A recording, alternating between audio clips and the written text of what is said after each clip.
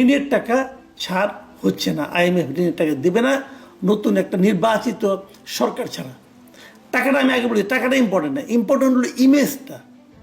এই অন্তর্বর্তীকালীন সরকারের ইমেজ এখন বিশ্বব্যাপী এমন একটা পর্যায়ে পৌঁছে গেছে যে আমরা যেটা ভেবেছিলাম যে ডক্টর ইউনূসের যে আন্তর্জাতিক পরিচিতি, সেই পরিচিতি আমাদেরকে অনেক টাকা, অনেকে বলেছিল কিন্তু মানে আলাপ আলোচনায়, এই ডক্টর ইউনূস এসেছে আর টেনশন নাই, এখন খেলে ডলার আর ডলার, অনেক ডলার আমাদের দেশে আসবে, আমরা ডলারের সয়লাভ হয়ে যাব। আপনাদের মনে আছে ডক্টর ইউনূস কিন্তু বলেছিলেন, গত বছর নভেম্বরে বলেছিলেন যে আমরা আর বিশ্বের কাছে যাব না, বিশ্ব এখন আমাদের কাছে আসবে। আপনারা এই নিউজটা দেখেন, হেডলাইনটা কি, আমরা বিশ্বের কাছে যাব না, বিশ্ব যেন আমাদের কাছে আসে। মানে ভাই কথার মানে ফিরিওয়ালা বলেছিলাম আমি ওনাকে, মানে চটকদার কথা বলে, মানে ওই যে বলে না ক্রিস্পি ডায়লগ আর কি, মানে মচমচে ডায়লগ দেয় উনি।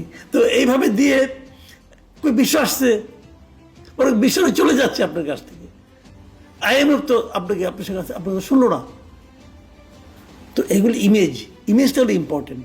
আমরা সেই ইমেজটাকে ধরে রাখতে পারছি না, আমরা মানুষের ভরসায় জায়গায় থাকতে পারছি না।